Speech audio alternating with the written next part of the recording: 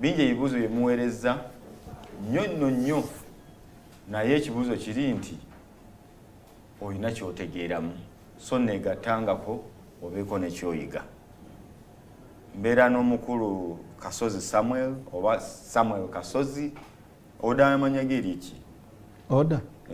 Nti yakozesa Kasozi Samuel. Kasozi Samuel. Omanyi Kasozi lye lyaffe wano eryobuzaaliranwa erya Samuel twafunafune. Kakati njagala obudde bwo sigenda kuba nabwo. Okay. Nkubuuze ku bibuuzo by'abantu. Balabye nnyo ennaku bbanga ddene nnyo ne basalawo ne bagamba no. Kati tusobole okufuna ku bibuuzo tube nga tusobole okutambula. Okay. Kibuuzo omukulu mubuuze njagala kumanya. Naye mugamba nti olusozi lwagira. Naye God appeared to Moses but never showed him his face. But Moses saw his back side. And he told Moses, no one can see my face. Ekyo? Yes. Nti okusinzira sitole yajja lwaki nti abaana ba Isirayiri we baali bagenda baali bajeemu. Moses we yaleeta amateeka ne bagamba nedda. Twagala kukakasa ddala Katonda oyo. Kwe kuba kuŋŋaanya bonna ku lusozi Sinaayi ne balindirira. Kyatwala n'ennaku nga balindirira. Kati awo wajja okubwatuka okumyansa okw'amaanyi bonna ne beetegeka balaba kitangaala kyokka Katonda ng'ayiseewo. Tebaamulabako feesi. Era ekyo nakyogera teri asobola kumulabako ng'ali mu mubiri ogwaffe guno n'aba mulamu. Wabula okujjako ng'oli ali mu mwoyo. So bwekityo bwe kyali. Ate ekyolusozi kino ekinyumizibwa nti waliwo emboozi enyumizibwa nti yamugamba nti kansooke nkuwe sampo n'atunuulira olusozi n'alaka neeraga eri olusozi bwe mmala oddweraga ombuulire eba nkola ki oba kisaanidde ddala ondabe olusozi lwonna ne luggwaawo ne luseebengerera. Yes. Anti era kyekyo ku kimu nti no yakozesaako obubonero bwokka nti olusozi we lwaggwa waliwo okubwatuka kungi okumyansa okw'amaanyi era abamu baazirika.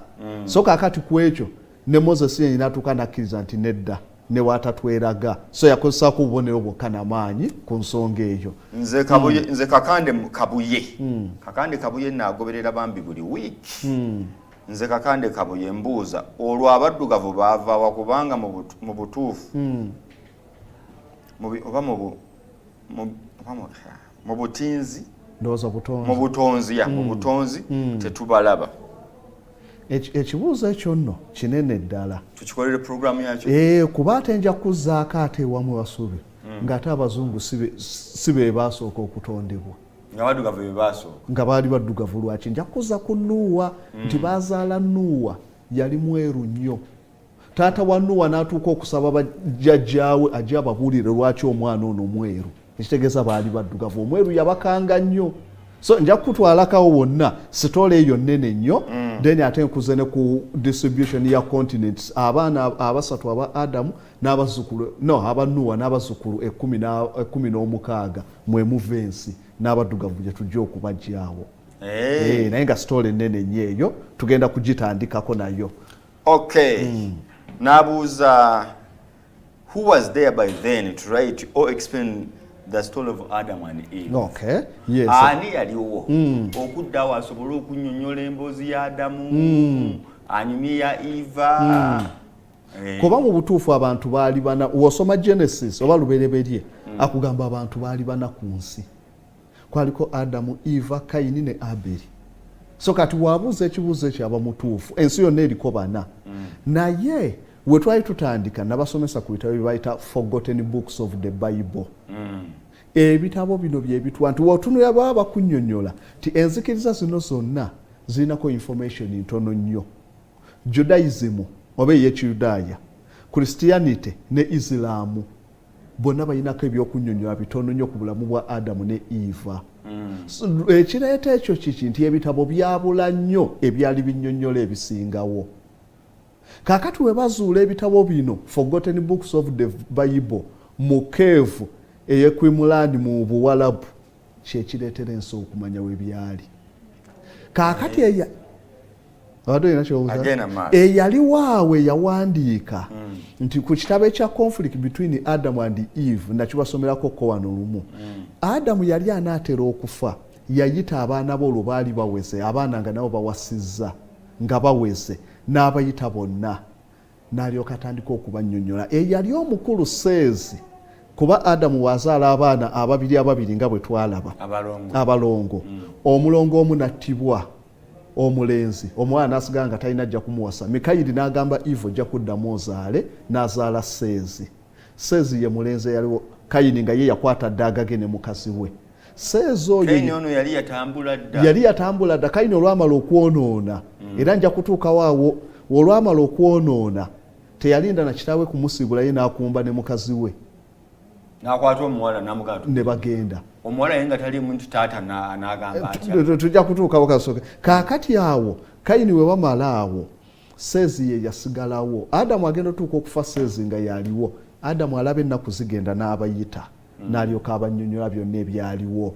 twayonoona tutya twatondebwa tutya mu lusuku Edeni twali tutya anyumiza Seezi bw'awandiika Seezi ye yawandiika era n'ekitabo kya Genesis waliwo okuwandiika mu biseera malayika yabayigiriza okuwandiika kuba okusookera ddala bonna baali boogera olulimi lumu ebitabo bino ebitulaga baali boogera olulimi lumu lwa Judaism abantu ensolo ebyennyanja ebinyonyi byonna nga byogera mu lusuku Edeni wekyali kaakati bamala okwonoona ne babagwa mu lusuku Edeni ebisolo byonna ne bijibwako amaanyi g'okwogera era ne Judaism olulimi mbu lwabula lwakomawo ku Ibulayimu Katonda yanaalumusomesa buto olulimi olwo lw'Ekiyudaaya so kaakati awo yali okuwandiika bamuyigiriza okuwandiika n'awandiika Seezi ye yawandiika ebyo n'ekitabo kya Genesis ekyo paati ezirimu mboozi ya Seezi gye yawulira omukulu ndoza ensonga yebadde clear kakande owabaddugavu awedde thanks for that TV show Nuruddin eri ku Baba njagala oluddako mutuweeko ku ethnic groups zino zifubutukawa oyo tuli muddira tujja kumuddira thanks for the show Lulwa had other names i.e. Kalmana Kainani Awani history has it that Adam had another son called Azura omuwulidde oyo era kwa sibwe kiri sibwe butuufu bwakyo nnyo ekituufu kiri ki kaakati wano abantu waliwo kaŋŋambe emboozi nene abantu gye beetaaga okumanya ku baana ba Adamu era mbadde njagala olwaleero sooke mbasomeseeko okusinza ku kibuuzo ekyo atulaze era ekintu kino kibuzaabuzizza nnyo abantu bangi abamu ne bavaamu okugamba nti yayina abaana bangi Adamu nawulirako agamba yayina abaana asatu mu bameka naye nga tewaliwo bukakafu awo kaakati ku kino kijja kitya Bayibuli eno gye mulaba yava mu mizingo egy'enjawulo buli mizingo gyabeerangako eri okugeza we tutunulira Adamu yatondebwa ne Eve lyerinnya lye tumanyi ate mu Busiraamu bamanyi Hawa olowooza erya Hawa lyavaawa just mu Buyisiraamu mu Arabic erinnya erya Eve lye bakolamu ki Hawa mu Arabic Judaism baaliyitanga linnya ki Judaism bamuyitanga Hawa Eve bamuyitanga Eve naye Eve kyaluzungu kyaluzungu so kaakati kyenjagala okulaga nti amannya gano buli nnimi ez'enjawulo zikyusa amannya wano Hawa tumuyita Kaawa mu Luganda kaakati oyajja kubuuza lwaki Eve bamuyita Kaawa ate eri ne bamuyita Hawa okusinziira ku njogera z'abantu ab'enjawulo be baviirako amannya gano okukyuka okugeza asomye amannya mangi agaluluwa nti okugeza Akirima oyo ye Luluwa ye yalina amannya amangi Akiriya yalina amannya nga abiri Akiriya n'erirala nga lya Kiwarabu lye baamuwa naye Luluwa yalina amannya mangi agambye Kainani Awani eryo Awani ngenda lyogerako ddala then nejja nebeerayo ne Lusiya lyali linnya lye nejja nebeerayo ne Akilemiya nayo lyali linnya lya Luluwa kati oli wengenda okuddaawo oli waawulira Akilemiya ngalooza naye mwana wa Adamu so nga amanya omuwala ono Luluwa yalina amanya 6 amanya ago gamuweebwa kusinza ku mizinga egy'enjawulo mwe bajja Bayibuli nti okugeza erinnya erya Awani liva mu Seda Hodoroti kitabo ky'Abayudaaya kyekyawandiika nti omwana wa Adamu oba omukazi eyasooka okuzaalibwa naturally ku nsi jjukira Eva baatonda mutonde naye ono yasooka okuzaalibwa naturally ku nsi nga azaaliddwa nga bwe tuzaala ye Luluwa. Kaakati mu kitabo ekya Seda Hedoroti eky'Abayudaaya kigamba omwana gwe yasooka okuzaala baali bamuyita Avani. Avani mu Luyudaaya kitegeeza omuntu oba troublemaker oba iniquitas omuntu ow'ebibi ebingi oba vice emize gino nga bw'olaba okulwanagana okukola ki lyerinnya Avani erinnya lya Luluwa nti ekitegeeza yali waakuvaako ntalo so kaakati ekyo mu lujju era w'ogenda mu Ethiopia babayita ba Beta Israel Abaisirayiri ab'omu Ethiopia bo bamuyita tebamuyita Luluwa bo bamuyita Awani. Kaakati oli wawulira nti ate waliyo Awani alowooza mwana mulala wa Adamu si mwana wabula nti scripti ez'enjawulo zajjanga okusinziira ku kati ba Beta Israel ab'omu Ethiopia bo bamuyitaani ng'abaagala Museveni bagamutuuma Museveni yes Kaguta ngera wojja okulaba twalinako edda example ennungi twalinako omwami twalina eddiini ezo twalingamu ng'omwami alina amanya nga ye emu erinnya wano mu Buganda bamuyita emu ebusoga bamuyita oba Nandala ewa busoga bwe kiri ebugisu ebusoga abeera atya naye bagiyita Ndala kakati walinga bamuyita Mmoja abala bamuyita kati oli wabulya nti omuntu omu ye Mmoja ye Ndala ye ki naye nga kyonna kitegeeza kyekyo mumanya ag'enjawulo kakati noono omwana Luluwa amanya Abaesopia bamuwa erinnya kati oli wasoma ku script ey'Esopia n'alizuula nga Awani n'agamba ate omwana wa Adamu ono simumanyi nako y'omu kaakati ate Abagriiki balina ekitabo Apocalypse methodological kyaliwo ekiti ekitabo ng'ate kyo kiwa omwana okubeera erinnya Akilemiya eryo ne lidda wali nga naye Bagriiki be bali muwadde bategeeza Luluwa kaakati abana ne bamuyita Luse Kayinaani ate ogwo muzingo gwa Meniya gwe gwawa erinnya nti omwana wa Adamu omuwala yali Kayinaani so kaakati okuba Meniya olulimi lulala eno Buwalabu lulala newa amanya ne gabeera mangi nga naye gategeeza mwana omu Luluwa. Akiriya ye yalina erinnya limu Bayibiri lyerinnya lye baali bamuwa eddala ne Aberi era ye yasigalawo Kain ne Luluwa be basooka okuzaalibwa bwe baamala okuva ku mabeere yafunirawo olubuto n'azaala Aberi ne Akiriya oba Bayibiri gwe nkugambye. Kayini ye wa Luluwa, Akilemiya, Lusa n'amannya amalala so gonna amannya ago gaali gategeeza muntu omu naye mu regions ez'enjawulo so si bantu nti baali banjawulo nnyo. Mwebale tuweereza basebo nze mbuuza kye mugamba Adamu ne Eva baazaalanga mazike mwe twava kuba abazungu batugamba abantu bajje evolution zikyuka yes bazza abantu be-evolving okuva mu ndala twava mu mazike kati Adamu yazaala nkobe agasa ebintu bya mirundi ebiri evolution story eyo tekwatagana n'eya creation evolution ya science yes eyina omu ekwatagana neki ne bya Katonda Sinyo Katonda yatonda omumwa n'atonda ennyindo n'atonda amaaso ne science n'abikola ki n'abyogerako naye ako Katonda enkwatagana si eryawo kaakati wano yo evolution bascientists bo kye bakkiriza nti abantu twajjanga tukyuka ate wano dda ku bastronomy bo balina theories endala ezinyonyola origini y'abantu ku nsi wano ezaawukanako ate ku bascientist bo bascientists basuubira nti no twajja tuevolvinga okuva mu bisolo ne tuva mu bisolo ne tufuuka Homo erectus.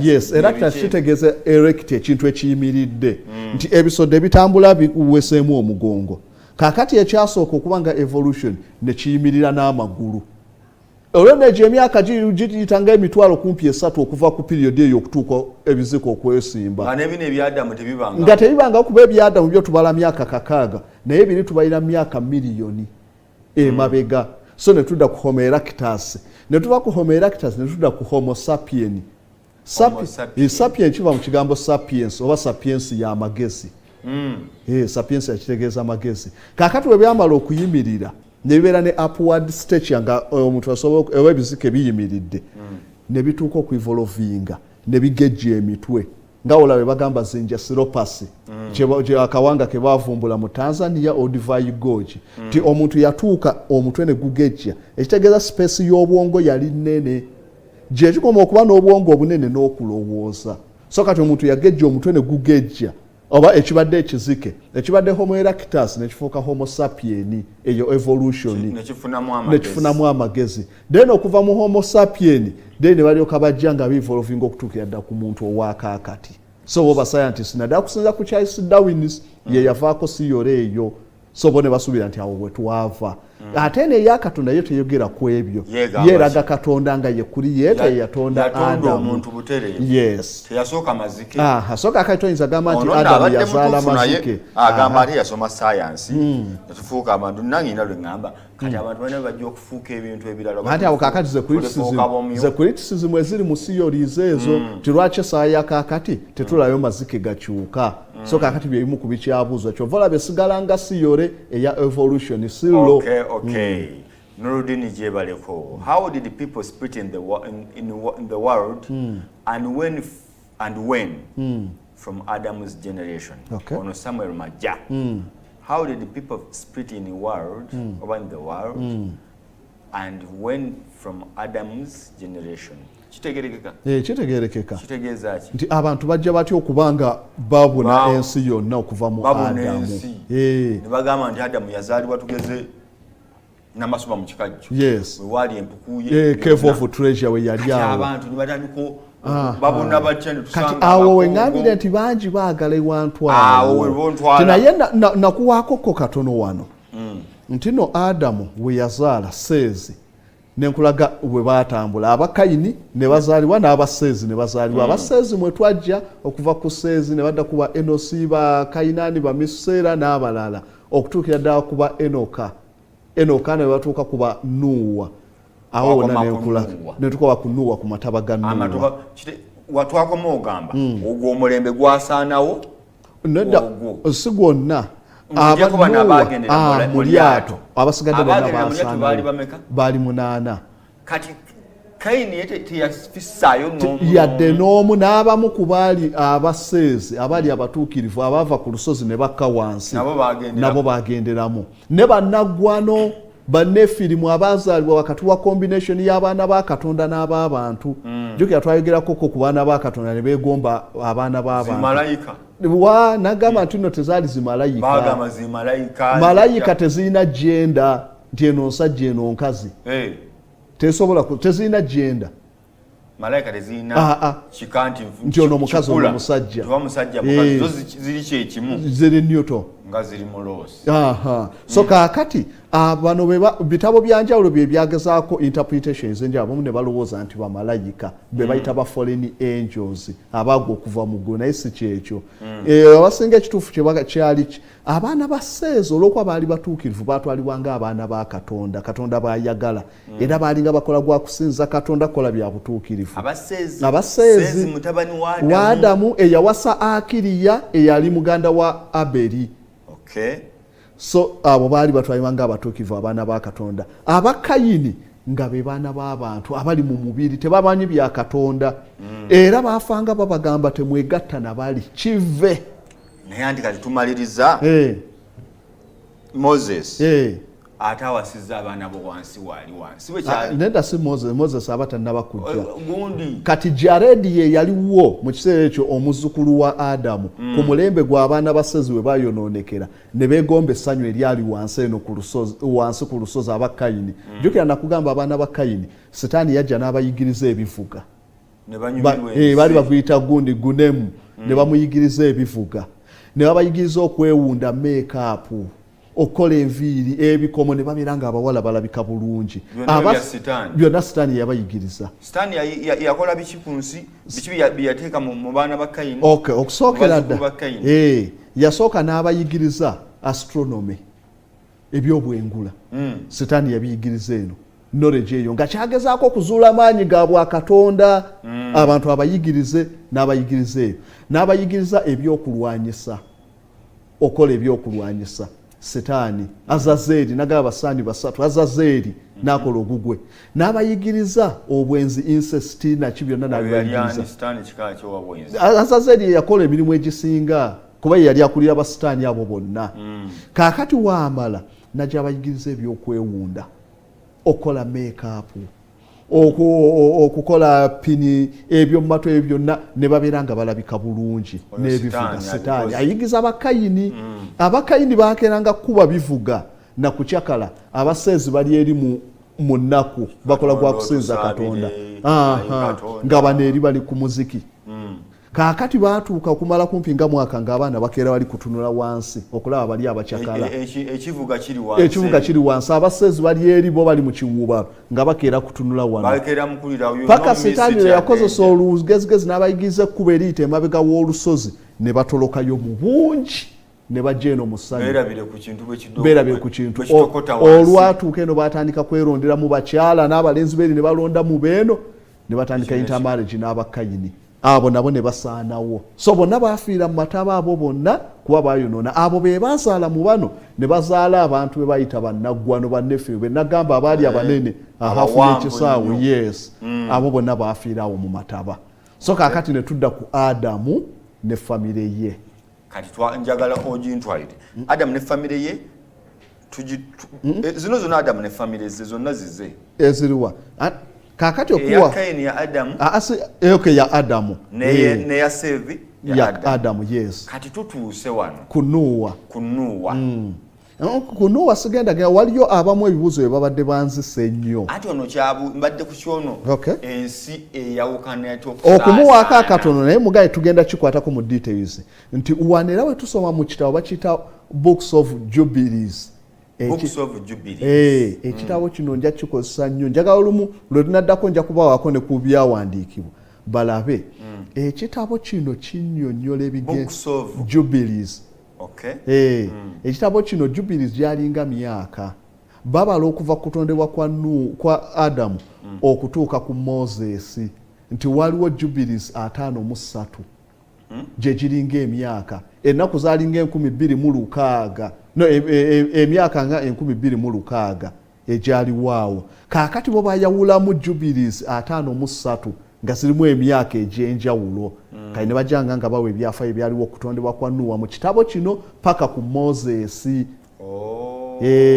kyekyakiyisa Books of Jubilees nja kyogerako nnyo wano kinnyonnyolako ku byaliwo wano ku Adamu ne ku kutandikawo abantu okusikatalinga oba okusaasaana ensi naye ekyo kikugamba nti amataba ga Adamu we gaggwa oba waaka akatono abaana abasatu Katonda yagabanyamu ensi ebipaati bisatu abaana basatu aba Nuwa yazaala Nuwa yali amaze amasaba gaggwa n'azaala amataba we gaggwa nedda yagenda okuyingira nga yazaala dda abo baali baana be basatu nti bayingira mu lyato abantu 8 Nuwa ne bakazi be ne mukazi we yes then kakati abaana buli mwana ne mukazi we abaana basatu be bantu 6 ne Nuwa be bantu 8 era be baafa mu mata kakati abaana be baafaamu ne batandika okuzaala kakati we gambidde nti balaga nti ensi yonna yawulwamu ebitundu 3 mu baana ba Nuwa era netemwatemwamu ebitundu 16 mu bazzukulu abazaalibwa Nuwa yafuna abazzukulu 16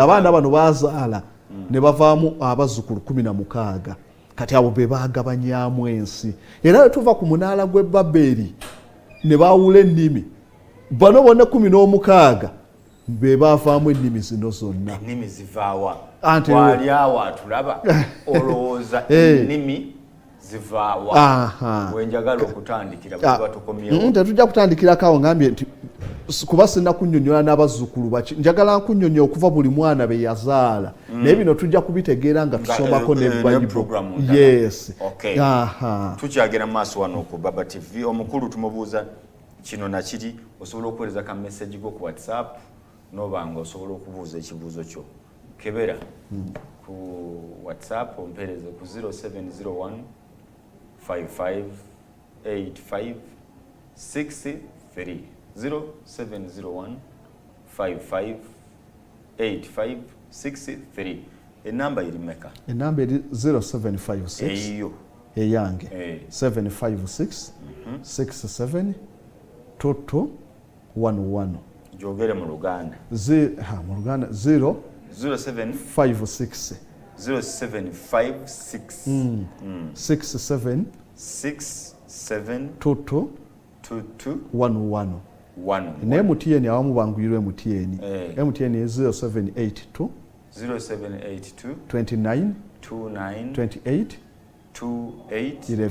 11 YouTube oli kuki Kasozi Samuel Philosopher Kasozi Samuel Philosopher gwe oteeka mu buteese Kasozi Samuel Philosopher bingi byojja okusangayo ebyobwengula ebyaki byonna ojja bisangayo YouTube yange ng'amanya gange bwogamanyi Nurudini Intege ye YouTube yange keberayo olabe byosobola okutugamba NOOR DEEN then Intege tukomyewo nyongere ekibuzo ky'omuntu kankongere okulisayo mu kuwummulako bw'oba wabadde wawummudde kati ffe tukomyewo ate once again oli abuuza nti which one is the right religion and why according to you? Ekibuuzo ekyo kyambuuzizza kizibu ddala.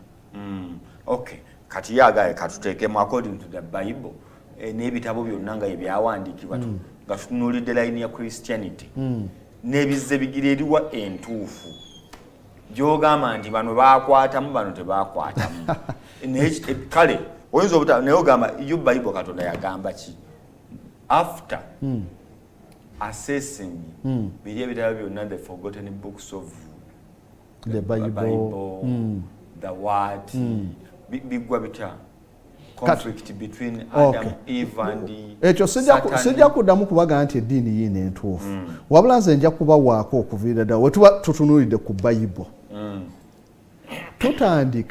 twatandika n'enkola eringa eya Judaism era bo ku Bayudaaya Esaya kakati beemanyi nti no be balina ekigambo ekituufu Judaism kyeki Judaism yenzikiriza eyali eya Moses eyalimu okuwangayo saddaaka eyo eyalimu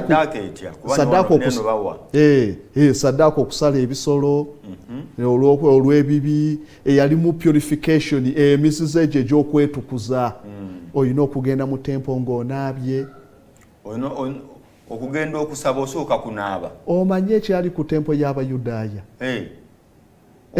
okugenda okusaba olina osooka kunaaba simanyira kyenyiza kugamba tempo ey'Abayudaaya oba ekkanisa Yesu gye yayingiramu eyo yali tempo yakubiri naye waliwo tempo eyasooka eyazimbibwa Sulemaani tempo eyo nabbi tempo eyo anti abamu bamuyita nabbi kabaka yali kabaka yes oyo ye yazimba tempo eyo tempo eyo kyali kifo ekisinga obutukuvu kyawulwamu ebifo bisatu waliwo olujja ekifo ekitukuvu n'ekitukuvu ennyo Holy of Holies naye ekyali mu tempo eri Katonda eyali wali n'amaladdawo ebiro bino tuyinza okunkumuka okuggwa mu nsi nedda nti waaliwo emizizo egirina okukolebwa ng'omuntu yenna alina kuba mutuukirivu okulinnya wali osooka kutukula nga ne ku lujja lwokka abantu gye baatuula ow'embalabe tewasemberangawo wafiirangawo ow'embalabe omumpi ng'ofiirawo baabuyitanga butuutuuli nga tosemberera ku kifo kiru Katonda okuba omumpi olina nga tolinnya mu tempo wali omulema tolinnyawo ow'ebigenge tolinnyawo n'omukazi ali mu nsonga tolinnyawo tosemberera yadde olukomera olwa tempo ye Katonda ow'edda yenzikiriza ya Judaism eyo bakyagiriko tebakyagiriko olw'okuba waliwo embeera ezitabasobozesa kugibeerako yenzikiriza eyalimu okukuuma sabbiiti nga n'omuliro tegulina kunyooka mu fumbiro lyo ye Judaism nga n'okutambula tolina kusukka wakasukibwa jjinja. Bw'abeera nga Nuruddin oliwo oyagala otambuleko ku lunaku olwa Ssabbiiti, oyita kabona ku Friday n'omugamba ndaga wennyino. Kabona yateekanga ekitabo mu nkwawa n'akwata ejjinja n'akasuka weerigwa ne bakuba ssaako. Awo olina okutambulira. W'osukkirawo bakuba mayinja. Eyo Judaism enkola. Ye yakuumanga amateeka aga Torah oba Tawuleeti nga olaba Sharia law. Eyo ye Judaism. Nga Sharia law bweri ne Judaism bwetyo. Amateeka aga Torah. Kaakati eyo yenkola Abayisirayiri bo gye bakola ki? Gye balina. Era yenzikiriza ne kaakati Judaism. Era bakikiriza nti Mesaya tajjanga, kyova tebakkiriza Yesu. Christianity tebamumanyi. Badde Mayisirayiri bakatuliki nnyo, ba Christian nnyo. Christianity wotula Judaism eringa 69, Islam neberanga 13, Christianity eringa 5 oba percent mu Isirayiri.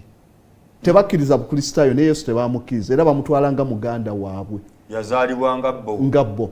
So kaakati bo balinda Mesaya je lwakuba baaliwo nga alinya mu ggulu. Bo bakyogerako kye kya Yesu ogenda mu ggulu. Tebakikkiriza. Bagamba nti anti bo okusinziira wotuna oba lumu ndijja n'ensomesaako abantu awo mu biseera okuzaalibwa kwa Yesu n'okufa kwe nti bo balina bingi bye boogera kuzaalibwa kwa Yesu. Njenzi gye tukoleyo programu nga ya Abayisirayiri ba Judaism kikyeyogera ku Yesu nga ye. Kyenkugambidde nti no completely batono nnyo na kisa kya Katonda abamanyi Christianity. Why? Nti ne Yesu bo bakugamba nti ne Biikira Mariya okufumbirwa Yosefu baamala kukaka Yosefu okumuwasa.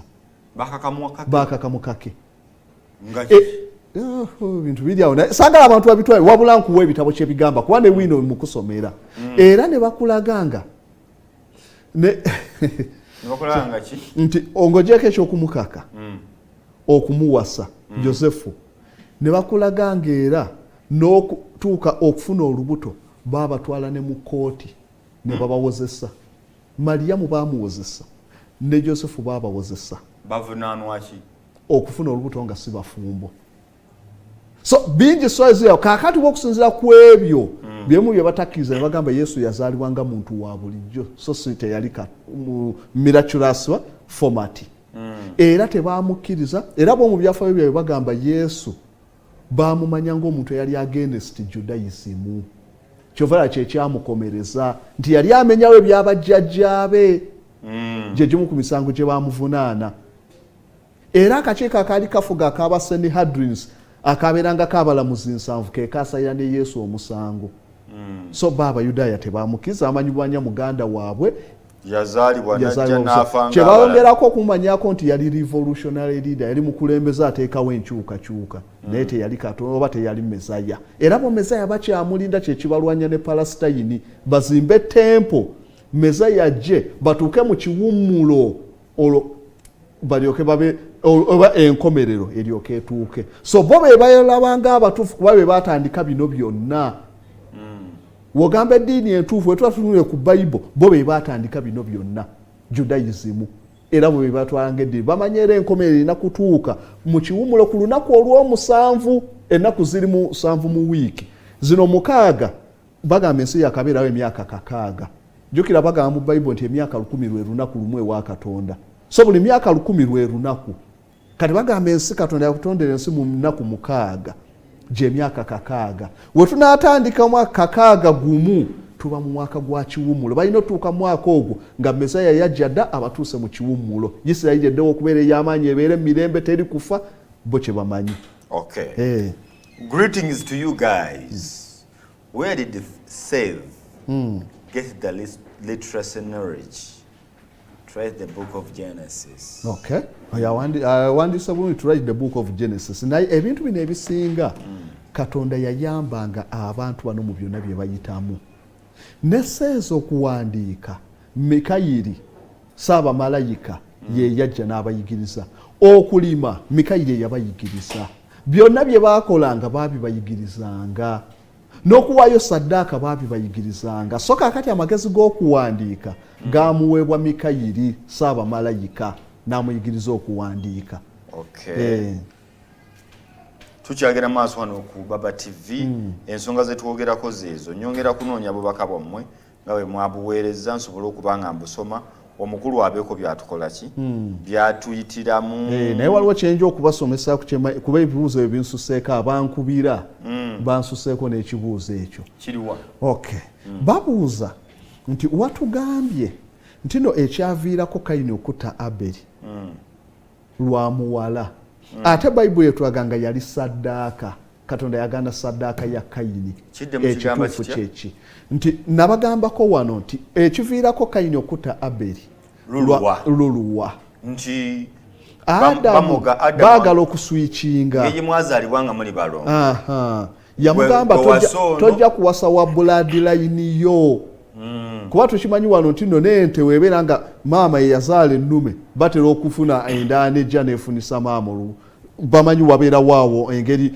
genes gye ziwikeninga kakati Adamu kye yakola ekyo kyekyasiikuula Kayini oli agamba nti wagamba kyekyo yankwenaluza weeyiganga n'omulala nankubira weebuwenge n'agamba nti ffe tuli bannaddiini twagala okumanya ekituufu ku ekyo ffe tulaba mu Genesis atulaga nti nno byali bya saddaaka Katonda yagaana saddaaka ya Kayini n'asiima eya Aberi ekituufu kyeki mumulaga ekyo kale ekituufu kyeki okay ebintu bino ebisinga wabeerawo ensonga saddaaka obusaddaaka zibeerako ensonga lwaki bawaayo saddaaka ezimu zabanga za bibi eby'omuntu nga ye ebibi ebya society ne baweerayo saddaaka kaakati ekitegeeza okutuuka okuwaayo saddaaka waaliwo ensonga kati njagala okubawa kyali kitya okusinziira ku bitabo nga bino ojja kubijja lwakuba saasobodde kuteeka twalibadde tubasomerako wano mu kitabo ekya Books of Jubilee chapter ey'okuna okuva ku nnyiriri olusooka otuuka ku lw'okumi ekitabo kino tekyateekebwa mu Bayibuli naye nga kirina content atagambika ekitabo kino kyekikuwa ku bintu bino byonna nti kijja kitya nakulaze nti bazaalibwa babiri Adamu olwamala okugoba mu lusuku Adeni n'amanya mukyala we n'azaala Kayini ne Luluwa yali muwala mulungi era bakulaga nti ne mu kuva mu lubuto Kayini yali tayagala muganda we omuwala ne mu kuva mu lubuto era olubuto lwali lwagala kuvaamu baasaba busabi Katonda ne babagamba nti omwana n'agenda okuvaamu ajja kuba awalana era erinnya Kayini